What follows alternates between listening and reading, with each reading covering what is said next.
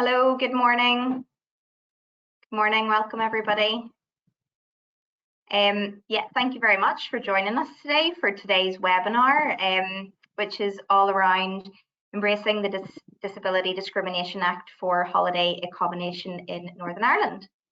So my name is Susie, and I am the Accommodation Certification Manager here at Tourism Northern Ireland. We're really delighted to be hosting this webinar today. I hope that you find it really useful and that you can help use the information to improve your knowledge around accessibility and ultimately improve the accessibility of your holiday accommodation for people with disabilities. So an accessible business is one that is equally open to all potential customers, including the approximately 400,000 people in Northern Ireland that are living with a disability. And providing better access means that ultimately your business is more welcoming to everybody, enabling customers with disabilities, carers, and people of all ages to access your services will widen your customer base and provide positive benefits for everybody. We're really delighted today to have Una Wilson with us. Una is the Equality Officer from the Equality Commission Northern Ireland. And Una is going to highlight some really important considerations that can support inclusivity and accessibility in your holiday accommodation. So once we've heard from Una, she's going to do the bulk of this webinar. She's got a presentation for you. And once we've heard from her, we will come back together for a question and answer session. So please feel free to use the chat box and pop any questions or comments in there that you have, and we would love to hear from you, and we'll see how much time we have at the end to kind of get through as much as we can, and thank you to those that have sent on questions in advance as well. So just before I hand over to Una, I just wanted to remind you that today's presentation is recorded and it will be available on the Tourism NI website from tomorrow. So yeah, I'm going to hand you over to Una now. Una's going to go through the webinar and I will see you after the session. So thank you very much. Thank you, Susie. And thanks for your kind introduction. Everybody, my name is Una. I work for the Advice and Compliance Division in the Equality Commission and provide advice to employers and service providers. But obviously today we're talking about a holiday accommodation and embracing the Disability Discrimination Act. And I'm going to fly through some slides here, and we've quite a lot of information, and hopefully a lot of you will be able to access some information on both of our websites and engage with us in terms of improving access. And you're all about the client and all about the customer as an organization, as organizations, as accommodation, holiday accommodation in Northern Ireland. You want to look at how you can improve that customer experience, and that's what today is really about. But there is also an information session in terms of the legislation as it applies in Northern Ireland. So I'm going to go through some slides now and just go through our so by the end of this webinar, you'll look at who are your customers. We'll look at the purple pound and look how that will drive the business benefits in terms of what are the benefits for you as an organization to adopt this process. We'll look at the information around the Disability Discrimination Act and how it applies to holiday accommodation. And then we'll look at some very practical changes and issues that you can consider accommodation to be inclusive of people with disabilities in Northern Ireland. So before I start, it's this time of the year where we're all talking about holidays. We're all thinking about our holidays, and disabled people and non-disabled people alike are doing the same thing. And they're asking questions. So Jane, can you pop into the poll, please? The first poll question.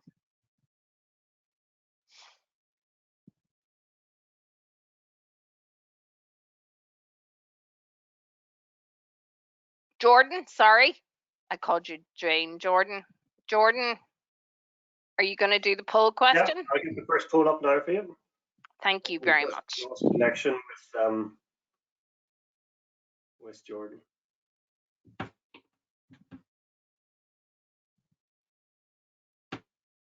That should be visible now. So if you just want to click on an answer. Thank you very much, Barry. Appreciate that. I'll leave that up for another few seconds.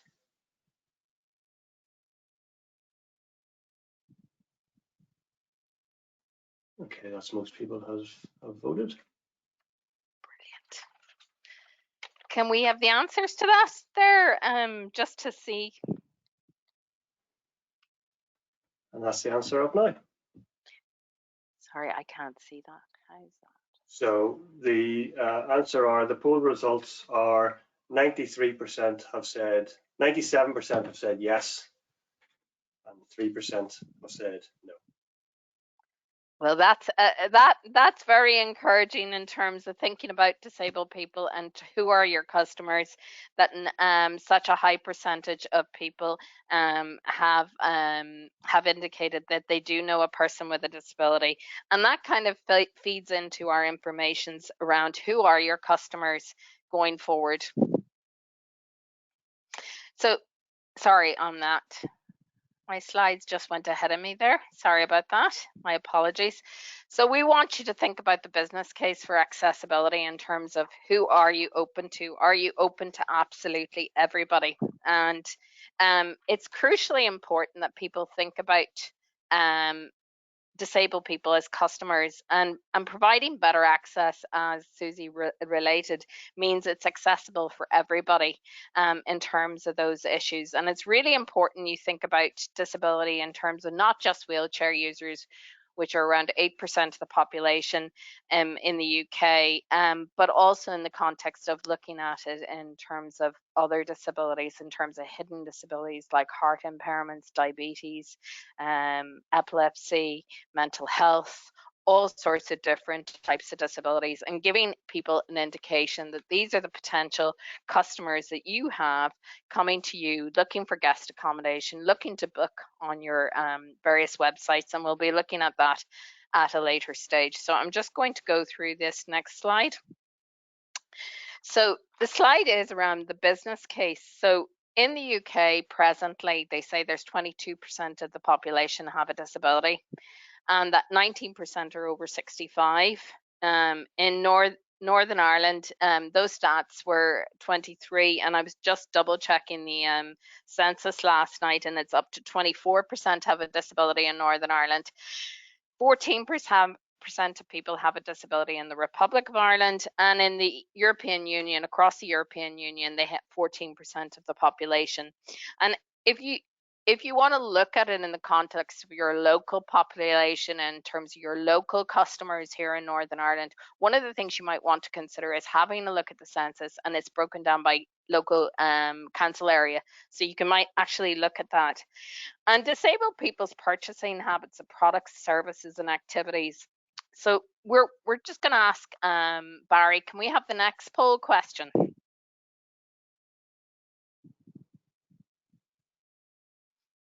And just give you a couple of seconds to fill that in. What is the disability market worth in the UK?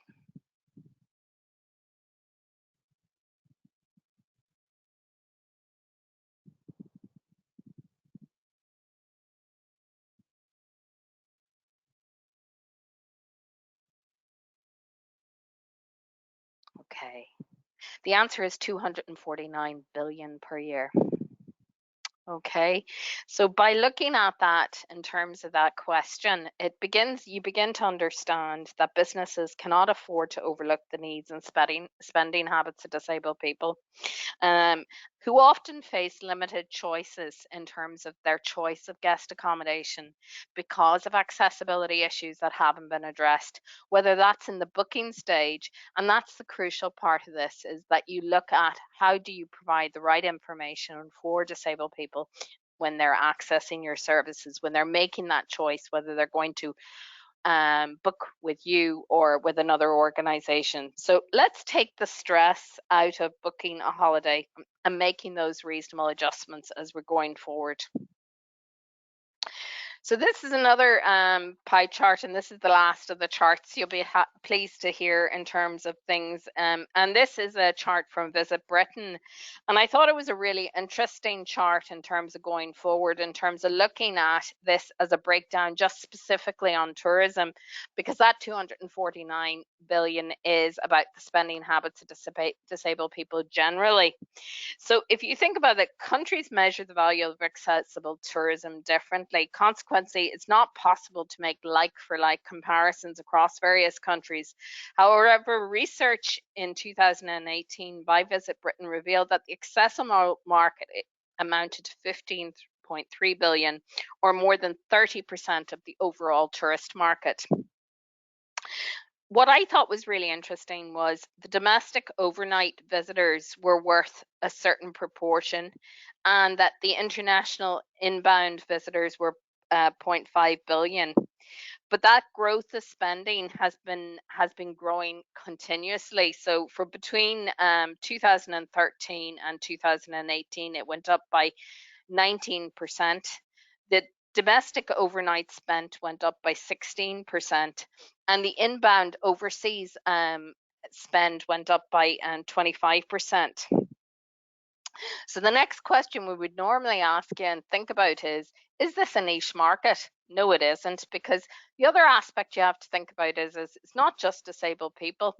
It's just it's the people, friends and relatives of people. It's they're booking a guest accommodation for various events. And the other thing to bear in mind is that disabled people often travel off season. They spend more, they stay longer, and they're more loyal as customers, because when they find an accessible venue, they're going to return to it rather than trying to find a new one in terms of those issues. And this translates into, and you'll probably be more familiar with these sort of terms, into lower cost per acquisition of customers. So you think about all that behavioral insight information about your customers. This is real information saying to you that this is a customer base that you need to reach out to in terms of the purple pound. So the disability pound is worth a lot. It's up to you to think about, how do I develop a service, a guest accommodation, which can actually facilitate those people going forward. A lot of people presume that accessibility costs a lot of money. The most reasonable adjustments don't cost as much as people think they do. And when you're getting renovations done, it's always important to think about those in terms of those renovations rather than trying to do them afterwards, because it's the cost afterwards is more expensive in terms of those issues. The next slide we have is why access means business, and this is actually from the Equality Commission produced a suite of documents and a charter which is called Every Customer Counts, and we looked at becoming a household name. 40% of all households in Northern Ireland include a disabled resident. Disabled customers are more likely to be loyal, who may also bring their friends, family, meaning repeat business for you. So you know better than I do, and you've probably had repeat customers, and like all customers, there's good and bad customers, no matter which grouping they come from, which equality characteristic they come from. But choosing to go where you go on holiday should be a pleasurable experience, and you know this better than anybody, not only for the disabled person, but also for their family and friends. So going back to the context of every customer counts. So what are the barriers that disabled people experience? So the Equality Commission in 2012 carried out the main barriers for disabled people accessing services, but the recommendations of this research, which is really what I want to focus in on. And a lot of the issues can be addressed by training. They can be addressed by having information for guest accommodation, and looking at some of the guidance documents that are already out there. And the recommendations of the research was encourage improved information provision, educate and train staff, encourage service providers to remove the barriers in their actual service. And in terms of looking at some of those, it was interesting when I was looking at really around attitude is everything in this area. And it is about changing attitudes in terms of, and you're probably all doing this because you've friendly villages, you're seeing autism friendly supermarkets. How can this translate into my guest accommodation? How can I develop this in terms of changes going forward? So before we go into the actual equality law, it's just to remind you that disability discrimination it can be intentional or it can be unintentional, and it can be based on assumptions and stereotypes about different groupings, or prejudice or fear, or lack of understanding or information.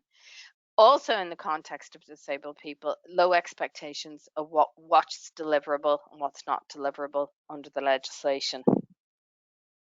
You will find videos on the Equality Commission website which identify some of the etiquette issues around disabled people, if any of you do have a fear factor around disabled people, and that's in our service provider section. Okay. So disabled people don't only have one equality characteristic, they are members of all the equality characteristics that are protected under anti-discrimination law when you're accessing services.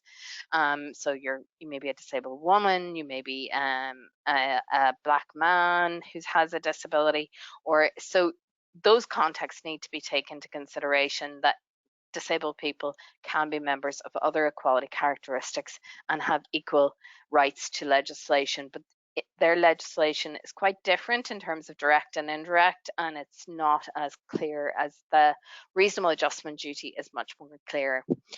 So going back to your votes on 90% of you knowing that you know a person with a disability under the Disability Discrimination Act 1995 as amended, and it was amended in 2006 and it was amended in 2010, that it includes a wide variety of people. So people with cancer, MS, HIV, and people who have, and the bit that you really need to focus on, and when I'm delivering this in the context of employment, is how does this affect a person's ability to carry out normal day-to-day activities? And you're probably saying, as an accommodation, I'm not going to get that information.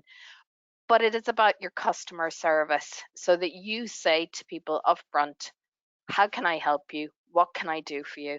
And be very honest about what's possible and what's not possible, because some of you may have smaller accommodation provision and it won't be possible to facilitate those customers going forward, and they'll appreciate the fact that you've actually been honest in the context of those issues.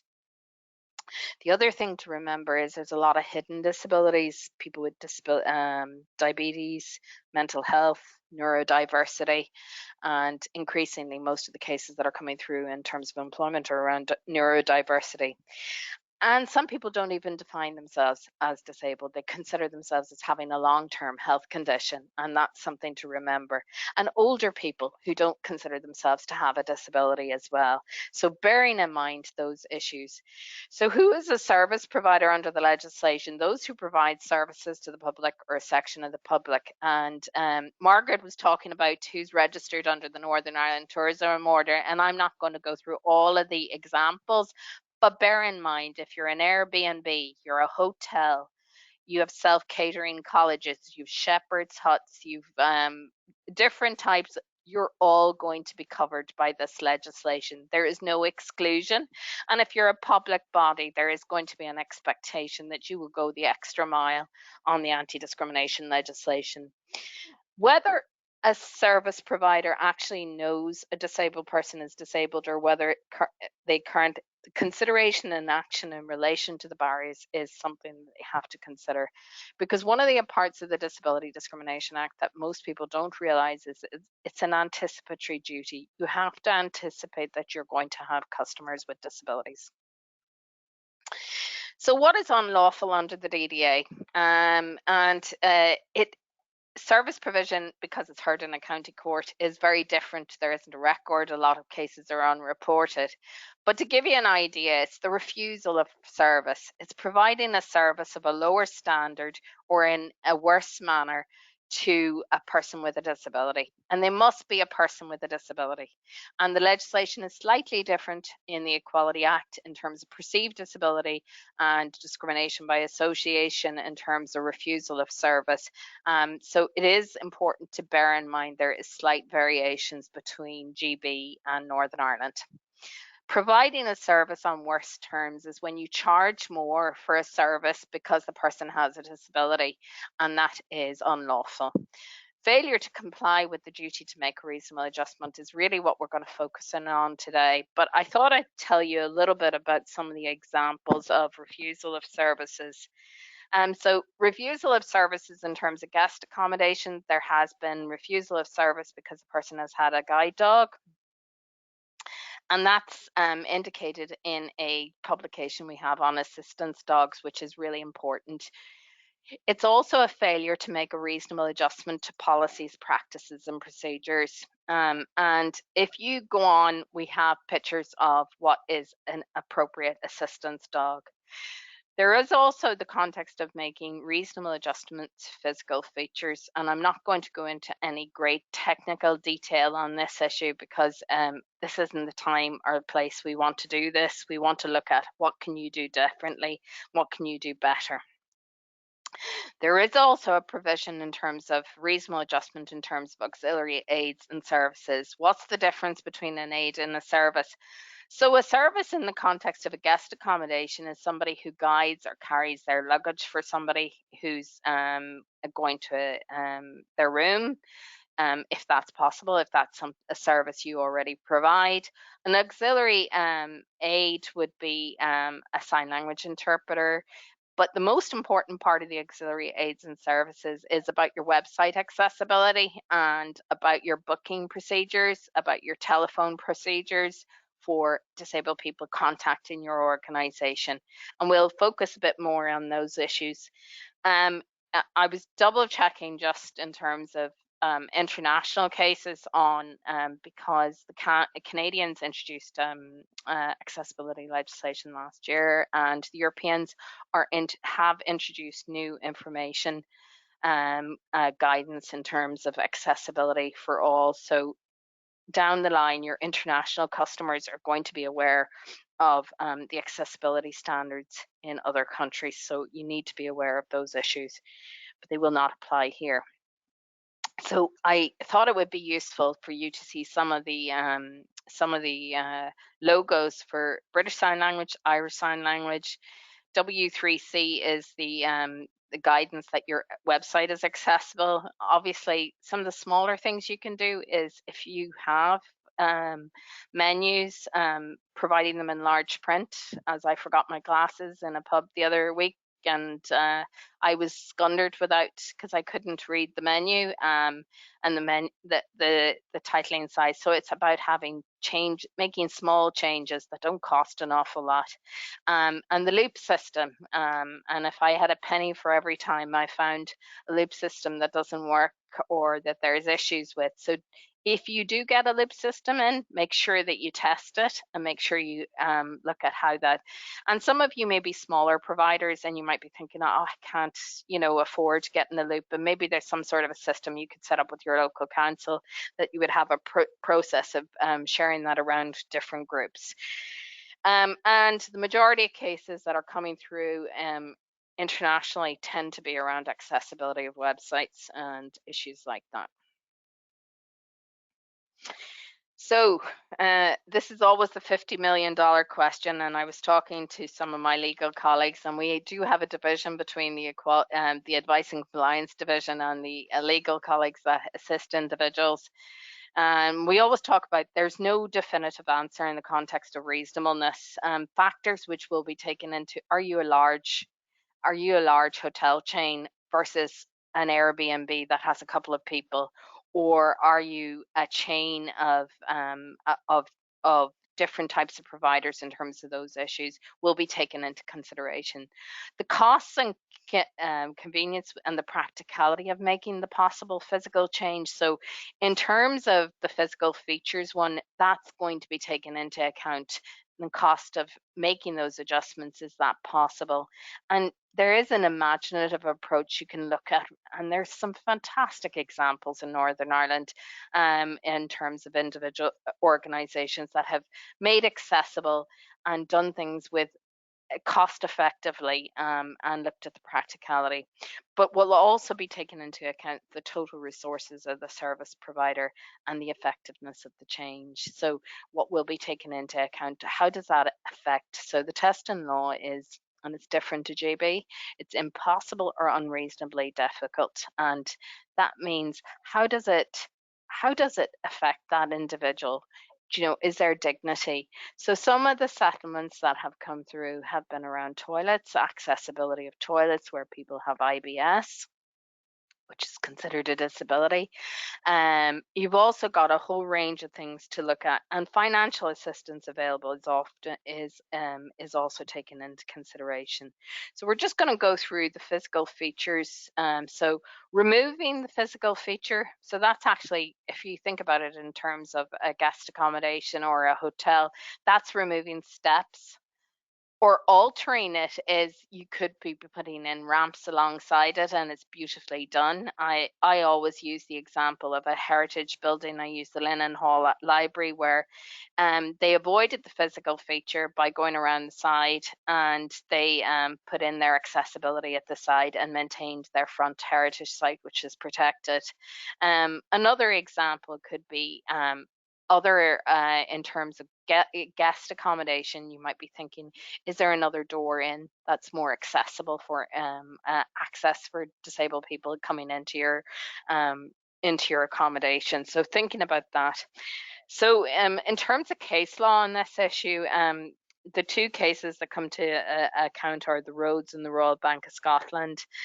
As you can see, they're both very large service providers, and they are not accommodation. That they affirm that some element of group disadvantage is an essential element of the anticipated reasonable adjustment duty. And that organisations would not be demanding statistical evidence. They instead, that judges would rely on their own appraisal of the situation with help of expert evidence. So if I was thinking about physical features in terms of what are physical features, because one of the questions is what are actual physical features? Steps, stairways, curbs, exterior surfacing. So when you're thinking about your car parking, where are your parking areas? If you don't provide parking for non-disabled people, you don't have to provide car parking for disabled people. Your entrance, your exits, gates, if you have any garden facilities, toilets, washing facilities. Do you have rooms? Do you tell people about the rooms? Lighting, ventilation, people with asthma, and people with low vision, floor coverings, signs, equipment and display. And one of the questions that did come through, and it was really quite interesting, is around the fact in terms of a council. It's a case that's unreported. It's Lawson versus it was actually Scarborough Council, where an individual refused, basically was getting renovations done in terms of their lease, and despite the new business, they removed a stair lift during major renovation, and a local disability and a local wheelchair user was very upset by the fact that the lift had been removed during that time, and the council owned the building, but they didn't impose the terms of the lease that they had in the context of the lease. And so the individual, and it was ruled in March of 2020 to install a platform lift and pay damages of $7,500. That's not very relevant to a lot of accommodation providers in Northern Ireland. What that was a situation where a public organisation had allowed somebody to remove an accessibility feature that had already been put in place. So it really was an important example of bringing up those issues. And something I don't want you to focus on too much is to think about it. I want you to think about the customer journey and thinking about, how do I improve access for my disabled customers, who I know are a massive purple pound that I want to get a little proportion of. So what factors influence a person's decision to visit somewhere? And it is about that context of knowing they can get in and around and into the venue. And that means getting around the beds. That means getting around in the bathroom. All the crucial things that are really important. Knowing there is an accessible toilet. Knowing the pull cord in the emergency thing hasn't been tied up. Knowing that the accessible toilets on the ground floor in a hotel aren't full of cleaning. And there's been cases about these things. These are the sorts of things that do come up in case settlements. Knowing the staff are friendly and helpful, so that initial stage of booking that venue, that there's staff there that are able to give them information, whether that's by phone, by chat box, whichever is accessible. Knowing that you can park nearby. If you don't have facilities, finding out where the blue parking is close to you. Knowing that you can get there on public or community transport, and knowing that information is available. Ewan's Guide is an accessibility. It's a new website used by people in the UK to review, share, and discover accessible places to visit. And that chart came from 2015, but I think it's very relevant in the context of what we're talking about today. I'm going to talk through these, and hopefully we will get enough time to have a real conversation about these. So the 3 pillars of accessible tourism are, and these all link back to the legislation: customer service, information, facilities. So standard and manner of service, terms of service, what's your offering in terms of those issues, and looking at what facilities you have and how you can make those accessible. So in terms of customers, 83% are more likely to visit somewhere if they can find accessible information. So that booking part is really important. Scope calls it the click away pound, and it's really important to think about it.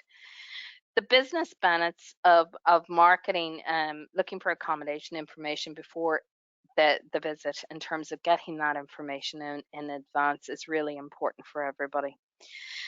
94% of people saw higher customer ratings when they looked at the needs of all their customers through customer services, and 83% saw greater customer satisfaction in terms of service quality and customer spend.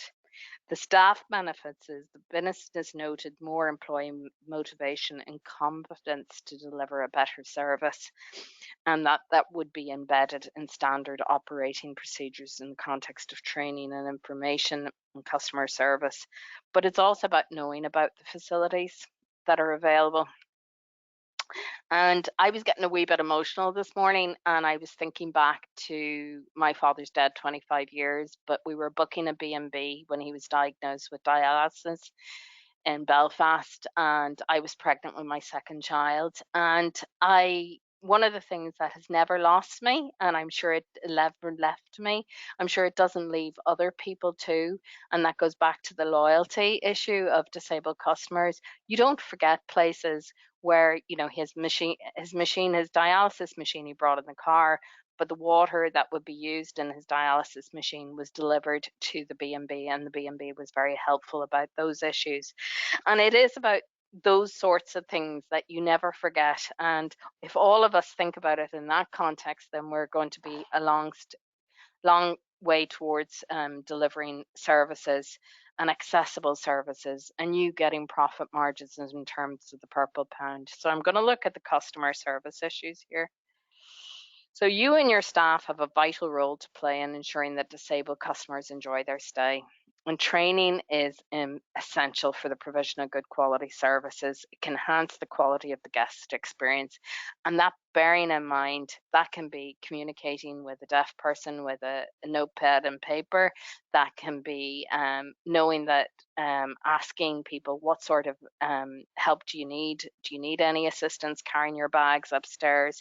It's also about knowing the fact that, and you're not always going to know, and people get really worried about asking. You can ask, but when people have traveled to your guest accommodation, they're tired, they're frustrated, they're a wee bit stressed, and they're probably worried they're going to find all the right information about how to get there, and I'm going to get to that. But equip you and your staff with the knowledge to better inform your customers about all the accessibility. There's no point you spending money on putting in loop systems or putting in emergency exits for disabled people getting out of your building and all those sorts of things that you might have thought about, and you need to do that anyway to comply with health and safety legislation. But bearing that in mind, this one is crucially important: complying with your website accessibility, providing an option to book an accessible bedroom online through your website.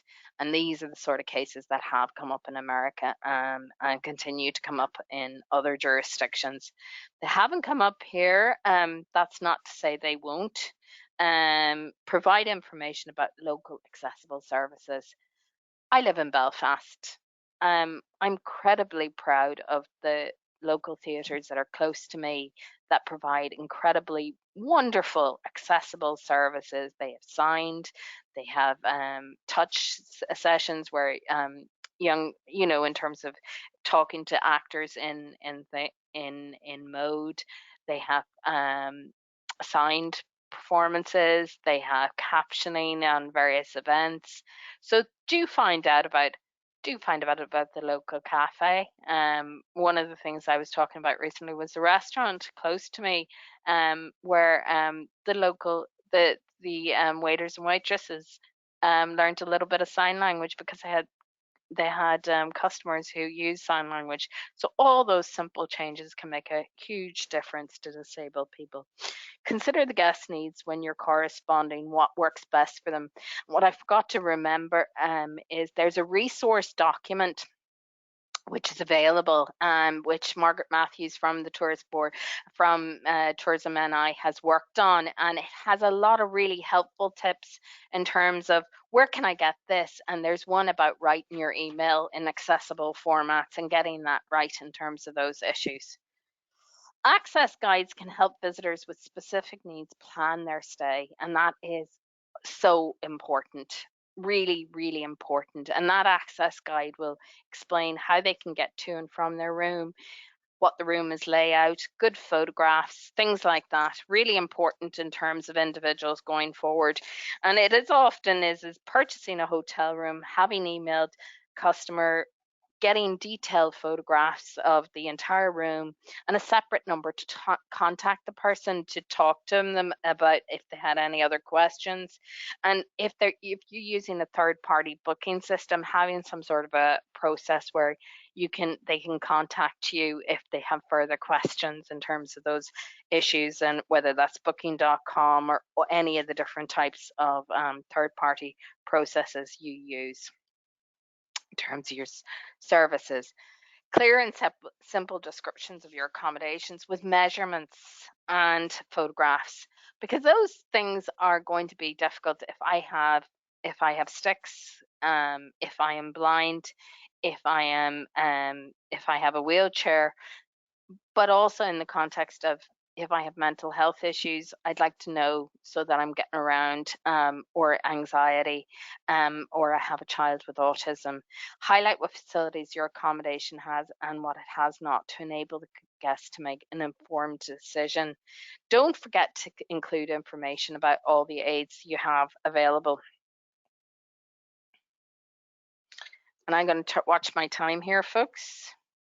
Doing okay. I'm flying through it. There has to be advantages of being able to speak fast in the context of these issues, but don't feel free to pop some questions in the chat box, and I'm very happy to answer any questions on DDA and goods and services. I've been advising on this issue for 23 years.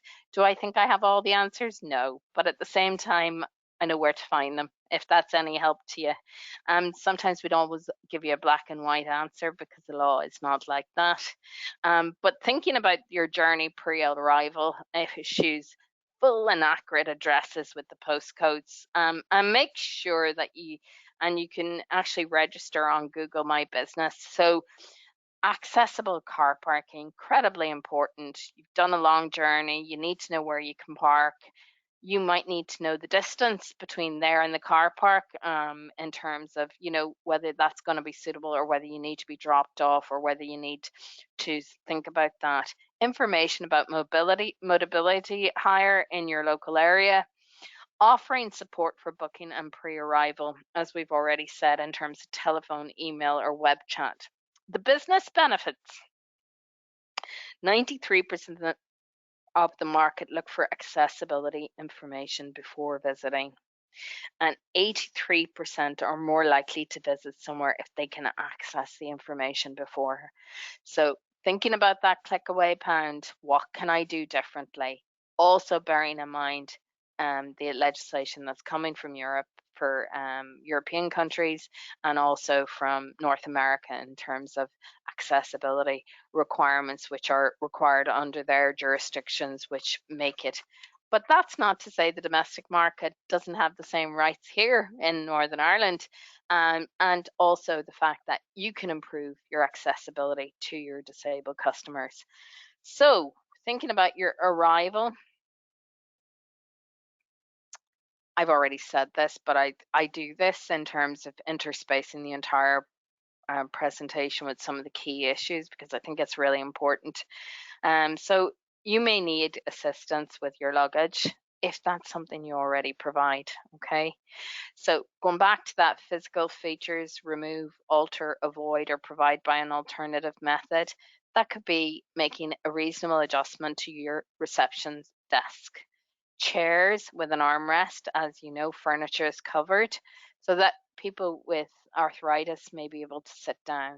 Clear signage, and your older people and your mothers with your toddlers who really just want to sit down because they're trying to cope with one child pulling off them or in something else. Clear signage in terms of where all your facilities are, and it's recognized in the international disability community that you use icons and thinking about easy read for people with disabilities.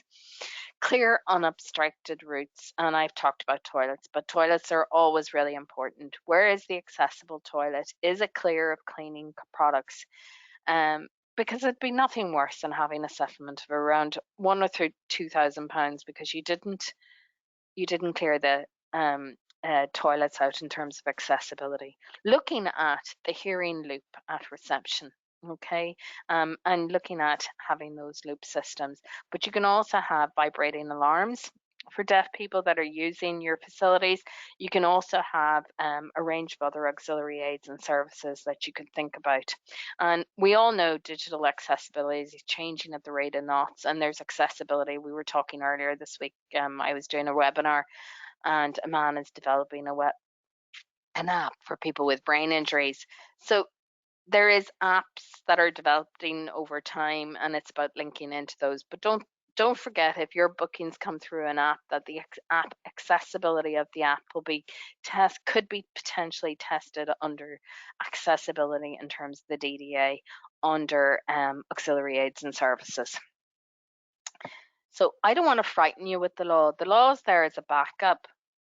There hasn't been huge numbers of cases, but that's not to say that customers are not becoming more aware of their rights in terms of accessing services.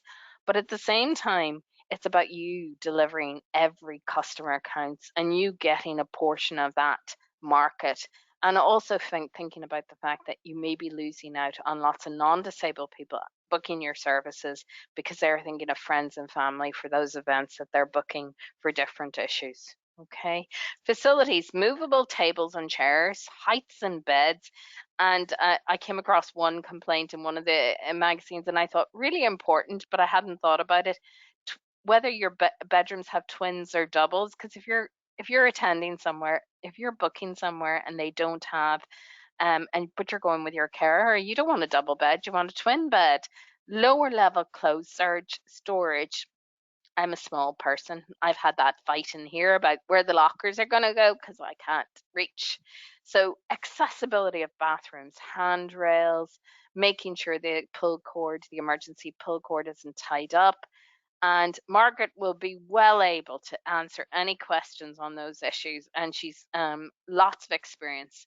Procedures in the event of a fire or emergency. So do think about it in that context of, thinking about how do people get in, but I have to remember how do people get out of this building as well, and that I can put in place the changes that I need to do so. Next, last slide really is putting the subtitling option. I mean, the statistics on subtitling since Netflix have seemingly a lot of people who don't need subtitling are using subtitling, and that's the benefit of putting in auxiliary aids and services into your provision of your guest accommodation, is that it's going to benefit a lot of other people. Easy to read menus I've talked about in large print, hoists. There's been settlements in the past about people often don't think about their facilities. So when you're writing up that access guide, you need to ensure that that access guide includes all your facilities, your bars, if you do have bars, your restaurants. If you provide a goodie bag for people, you're already doing that in terms of looking at dietary requirements, which are also linked potentially to disability discrimination issues, but they're more likely you've been doing them because of health and safety. Information is about, having information about that in advance and letting people know that they can request, if possible, to look at those accessibility issues. Plastic plates and cups so that individuals um, won't find it difficult in terms of if those things fall, especially if they're children and young people. And also if you're a disabled person, that you don't have to clear up a mess of plates. So thinking about those in terms of lots of issues. We've often talked about, straws, having straws available for people who find it difficult to swallow, different things like that you might be able to consider in terms of making adjustments. I'm just going to focus on what are your takeaways, and I hope that all of you will consider it. The Disability Discrimination Act and the Purple Pound, and you knowing the prevalence of disabled people, so 20% of the population, now growing to 24% of the population in Northern Ireland, that's going to increase because we're an aging population. Most markets that you are trying to get business from are an aging population and are more likely to acquire disability. If you were like us in the Equality Commission, we were working out our retirement age, and we were working out the fact that seemingly you take the most holidays in the first year of retirement. Thinking about your inclusive and accessible communication, I can't stress this one enough. This is probably the biggest risk factor that people need to think about and need to think about getting this right. And there's information in the resource pack that Margaret has developed, which you can access and look at, and that is around accessible websites, accessible emails, information about how you do that in terms of, and if you provide videos about your services, captioning those videos, different things you can think about. And sometimes the answer isn't as hard as you think it is, in terms of making those reasonable adjustments for disabled people, where information is crucial in terms of, but it's not just crucial for people with visual impairments and hearing impairment, it's also crucial in terms of inclusive communication for people with neurodiverse conditions. Access the information about your accommodation. Customers will decide if they will book your accommodation based on the information. Think about that click away pound. How many customers have you lost? And then think about the fact if you get it right. So we didn't talk about departure there in the slides because we thought we wouldn't have time, and I've flown through this a lot quicker than I expected. So if you think about it in the context of departure, getting that feedback, getting that positive feedback from disabled customers who found your services accessible and fabulous and brilliant, so that you could share those and tell the positive story, the good practice story. If you are, if you're an individual organization in terms of your guest accommodation, you think about the access audits are always a good idea. So looking at the whole premises and looking at the premises around, and then you've seen the explanation in what are physical features under the Disability Discrimination Act. It helps you identify the actual barriers for disabled people and looking at those working in practice. So making sure that the accessible toilet is the right width, that the handrails are put in the right places, things like that, because there's no point you spending a lot of money and it not being the right thing for the disabled person. Going back to that is it effective in removing in terms of the reasonable adjustment duty? The policy of inclusive services is one of the reasonable steps defence we would always suggest, and there's a pro forma one on the Every Customer Accounts website. I'm just going to check my time, but in terms of the DDA, I hope all of you are crystal clear that the reasonable adjustment duty facilitates you making every customer count. And it's about including disabled people, non-disabled people, people with prams, and older people, as was referred to at the very beginning of the slide. So access means business. It means you creating business opportunities, and the DDA is there as a fail-safe way for disabled people to make a complaint if they fail to resolve the issue with an individual service provider. And it is going to be very different for guest accommodation, because there's sometimes smaller premises where you can't make all of the features accessible. But what people fail to think about in terms of accessibility is they always think about it in the context of just wheelchair users. There's lots of accessible changes that you can make which make a difference to disabled people accessing your services. And this goes back to making sure your access guide is clear and is available for your customers online. So going back to the fact, what are the advantages? They may visit you in off-peak times. They may stay longer and spend more. They may, and the statistics back this up in terms of other jurisdictions, is they will bring other people as part of their party sometimes, not always, but that you will also be opening your market to people who are related to people, going back to that 40% statistic that we were talking about earlier. I think that covers what I wanted to say. What I really want to say is making sure that information, access guide, make sure that's clear and has photographs, has measurements, has information about the beds, the toilets, really important. It does not mean you have to make, there is the reasonableness factors, and I'm not going to focus on that anymore at this stage.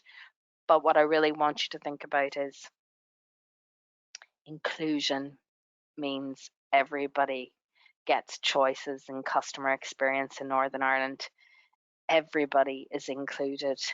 We pride ourselves on storytelling in these islands, and if we do pride ourselves, we want the story to be that we are open for business for disabled people in Northern Ireland. And thank you, and I'm going to pass back, and we're going to start with some panel questions, I believe.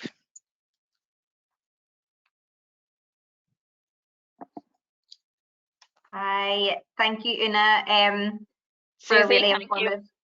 Yeah, there's a really informative presentation, so loads of really useful information there about different ways to improve accessibility in your businesses, and I think ultimately a lot of really good food for thought. So I hope everybody find it helpful. Tourism and I are currently in the process of developing toolkits for the industry. So these should help guide you through creating an accessible tourism experience for your customers with disabilities.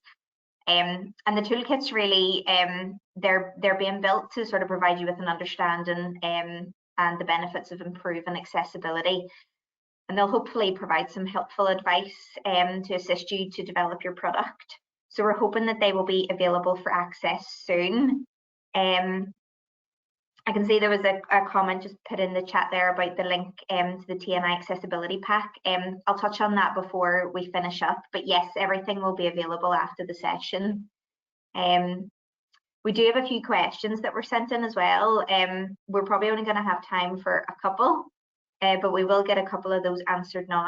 Just before I delve into them, we're just keen to get a little bit of feedback at this stage through a couple of polls. So it'd be great if you could just rate the following questions. So the first one is just, how would you rate today's session in terms of content and relevance to your business? So 1 is not relevant at all, and 5 is extremely relevant.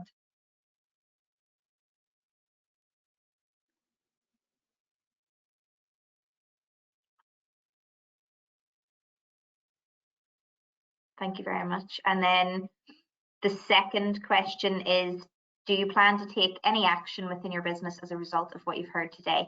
That's just a simple yes or no.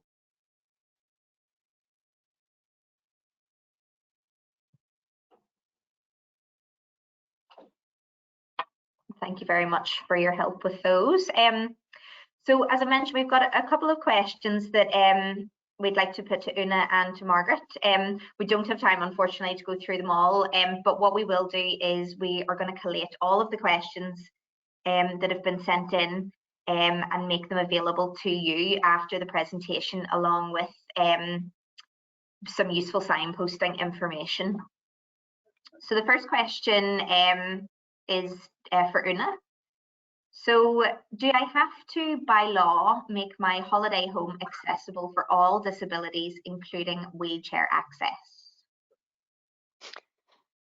So, it depends on the size and nature of your business, and it depends on the building. But also, there is a reasonable adjustment duty, as I stated, in terms of physical features to look at removing, altering, avoiding, or providing by an alternative if there's physical features accessibility.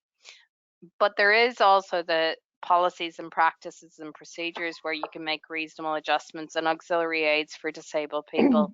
And the definition of a disability under the DDA is wide. It is there's not a list of every disabled person type of disability that's covered, so it will include people with hidden conditions, like diabetes, and they might just need to know where the water is available, or where they can get to a sweet shop close by. So sometimes the adjustments are quite minimal in terms of individuals.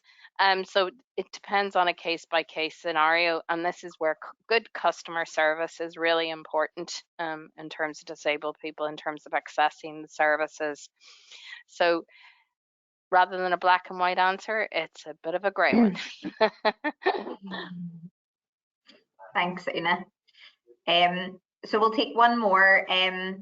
So Margaret, if you wouldn't mind taking this one. So sure. I would like to develop a DDA self-catering unit. Are there any grants or funding available to do this? Unfortunately, the short answer to that is no, not specifically to make adaptations to your accommodation to improve access for disabilities. Now, there are organisations such as Invest NI and DARA who sometimes on occasions provide grant aid to develop holiday accommodation, but it's not specifically to improve accessibility. However, they do have their own criteria, and within that would be an accessibility element. But what I would say from listening to Una's presentation today for businesses out there, think of the Purple Pine, think of the benefits of doing this, and all those stats that Una gave about, you know, the income and the Purple Pine that's available. So from that point of view, you know, hopefully that will give you the understanding and the argument to make those changes to your premises. Brilliant, thank you, Margaret. Unfortunately, we don't have time for much more, but what we are going to do is take all of the questions that have been raised in advance and everything that's been posted into the chat there. We'll get those answered, and we'll collate everything together into a document along with a copy of today's presentation, and a really useful signposting document, which I hope that you'll find helpful. So yes, so it's really just to say a final thank you to everybody for attending today's webinar. Huge thanks to Una for all the work that you put in there, and also to Margaret Matthews from Tourism NI as well. And we would also send out after the webinar an evaluation, so I'd really appreciate if you could just take a few minutes to complete this. It just helps us to keep evolving and improving our TED programme. But yes, that's the end of today's session, and thank you all so much for attending. And enjoy the rest of your day and your weekend. Take care. Bye-bye. Thank you.